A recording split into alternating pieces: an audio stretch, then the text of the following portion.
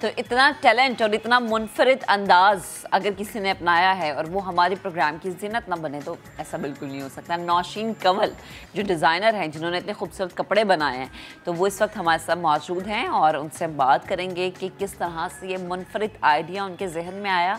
अस्सलाम वालेकुम Nausheen, good morning, कैसी हैं आप? वालेकुम अस्सलाम, अल्हम्दुलिल्लाह मैं ठीक, आप कैसे हैं? मैं तो अल्हम्दुलिल्लाह बहुत प्यारी हूँ और माशाल्लाह इतने प्यारे प्यारे आपने ड्रेसेस बनाए हैं। अच्छा मुझे बताएं कि ये आइडिया जहन में कैसे आया? लाइक हम देखते हैं कि फ़ैशन इंडस्ट्री में जिद्दत आती रहती है, रोज़ की बुनियाद पे नए नए डिज़ाइंस हमें नज़र आते हैं और अब तो गर्मियाँ हैं तो लॉन हमें नई नई नज़र आ रही है, लेकिन जो ये आपका कॉन्सेप्ट है बड़ा ही डिफरेंट और बहुत ही यूनिक है। तो ये किस तरह से आइडिया आपके जहन में आया? ये हम अपने इन्वायरमेंट से इंस्पायर होकर बाकी चीज़ें हमने जैसे अपने टॉपिक पे काम करना था, एक हमने अपना डिस्प्ले देना था, इसमें हमने एक मैसेज भी देना होता है, हमने बताना होता है कि डिफरेंट चीज़ों के बारे में, मतलब हम कोई पॉजिटिव मैसेज दें। तो इसलिए मैंने जो है ना इसको चूज़ किया, क्योंकि आजकल हमारे इन्वायरमेंट में जो है ना प्लास्टिक ये बहुत ज़्यादा नुकसानदेह हो रहा है, इसके बहुत ज़्यादा नुकसान है, हाँ जी, इसके रिसाइकलिंग होनी चाहिए मेरे ख्याल से। तो मैंने यही सब कुछ सोच के तो मैंने इस टॉपिक को चूज़ किया। मुझे लगा कि इस पे काम करना चाहिए, क्योंकि हमारी कंट्री में इस पे काम बहुत कम हो रहा है, अगर हो भी रहा है तो इसलिए मैंने सोचा कि इस पे काम करके एक मैसेज देना चाहिए कि हम जो है प्लास्टिक को रिसाइकल कर सकते हैं, हम इसमें फ़ैशन का टच दे सकते हैं, तो इसलिए मैंने इस टॉपिक को चूज़ किया। अच्छा नौशीन, मुझे ये बताएं, चूँकि बड़ा अच्छा आपका मैसेज है और बारहा इस चीज़ पे हम बात भी कर चुके हैं कि प्लास्टिक आपके माहौल के लिए बहुत ज़्यादा नुकसानदेह है। कितना प्लास्टिक इस्तेमाल हुआ तमाम तर ड्रेसेस में?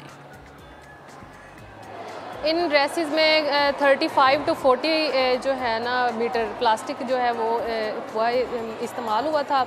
इसके अलावा इसमें मैंने प्लास्टिक बोटल्स भी इस्तेमाल की हुई हैं, जिनसे मैंने प्लास्टिक फ्लावर्स बनाए थे और उनकी मैंने उनको भी मैंने ड्रेसेस में, एसेसरीज़ में उनको मैंने यूज़ किया। अच्छा नौशीन, हम ये मनाजिर में देख भी रहे हैं, शूज़ भी हैं, बैग्स भी हैं, तो ये भी प्लास्टिक के ही हैं या सिर्फ जो कपड़े हम देख रहे हैं सिर्फ यही प्लास्टिक के बनाए गए हैं? जो है शूज़ उनमें भी प्लास्टिक यूज़ किया गया, उनमें जो एक्सेसरीज जो डिफरेंट मैंने बनाई है उनमें मैंने प्लास्टिक बोटल्स की जो है कटिंग्स करके उनको मैंने उसमें यूज़ किया है, उनके फ्लावर्स बनाए हैं, उन फ्लावर्स को मैंने जूतों के ऊपर उनकी एक्सेसरीज जो हेड गियर्स मैंने बनाए, बैग्स बनाए, उनमें मैंने यूज़ किया उनको। अच्छा नौशीन, ये इजीली आप वेयर कर सकते हैं, लाइक इसमें कोई वो नहीं होता कि अच्छा साइज़ का इशू है या फिर कुछ और कि कोई डिफेक्ट है या कुछ भी, जैसे हम देखते हैं ना कपड़े कि कपड़ा लाइट होता है, किसी को सूट नहीं करता या कुछ भी, कोई भी ऐसा इशू, चूँकि ये बारिश से बचने के लिहाज से अगर ये बनाए गए हैं तो ये इजीली वेयरेबल हैं?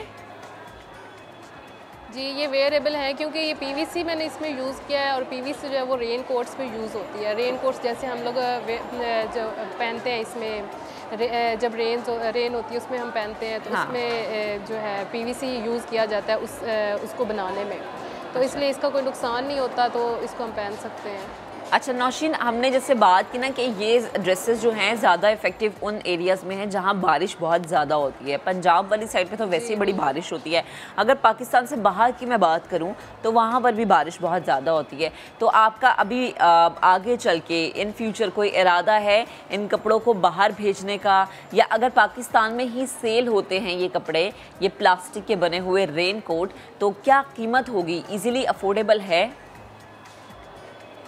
जी ये इजीली अफोर्डेबल है, क्योंकि हम इनको रिसाइकिल कर रहे हैं, तो ये इनकी रिसाइकलिंग में मतलब इतना ज़्यादा नहीं होता, प्लास्टिक जैसे कि इतना ज़्यादा महंगा नहीं होता, अफोर्डेबल होता है, तो इसको हम पाकिस्तान में भी कर सकते हैं। लेकिन पाकिस्तान में आपको पता है कि कैसा वेदर होता है, यहाँ पे बहुत ज़्यादा गर्मी पड़ती है, बारिश जो है उसकी रेशो भी बहुत कम है, तो इसलिए हम यहाँ पे इसको इतने ज़्यादा यूज़ नहीं कर सकते। इसको हम दूसरे कंट्रीज़ में जो है रेनी कंट्रीज़ उनमें या फिर जहाँ पे कोल्ड वेदर होता है वहाँ पे हम इनको ना एक्सपोर्ट कर सकते हैं। अच्छा, तो इसलिए हम जी। वैसे अभी तक किसी ने राब्ता किया आपसे ख़रीदने के पॉइंट ऑफ व्यू से बात कर रही हूँ मैं, या अभी तक कोई जोड़ा आपका या ये आपका रेन कोट अभी तक सेल हुआ है कोई?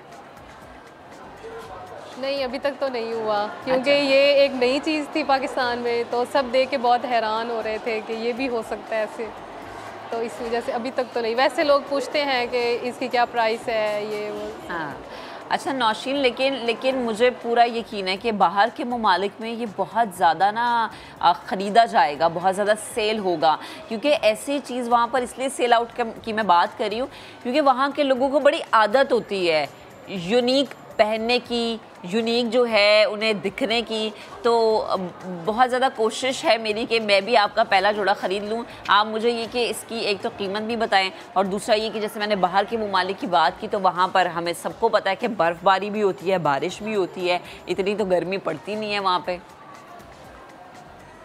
जी बिल्कुल, वहाँ पे तो पहने जाते हैं। मैंने उधर से ही मेरा जो इंस्पिरेशन, मैंने आइडिया वहाँ से लिया था, डिज़ाइनर्स जो हैं उनके उधर से लिया था कि अगर वो यूज़ कर सकते हैं तो हम भी इसको यूज़ कर सकते हैं, इसकी रिसाइकलिंग हम भी कर सकते हैं, इसको सस्टेनेबिलिटी में ले जा सकते हैं। सही है। अच्छा नौशीन, तो लास्ट में मुझे एक सवाल का जवाब देते, लाइक अगर मैं आपका एक रेन कोट ख़रीदना चाहती हूँ, अभी हम जो स्क्रीन पर दिखा रहे हैं पर्पल वन, क्या कीमत होगी इसकी? लाइक ज़्यादा से ज़्यादा और कम से कम क्या बजट आपने मैनेज किया हुआ है, कितना बजट आपने रखा हुआ है? ज़्यादा से ज़्यादा इसकी 7 to 10,000। अच्छा, और कम से कम? जी कम से कम 7। Okay, wish you good luck Nausheen.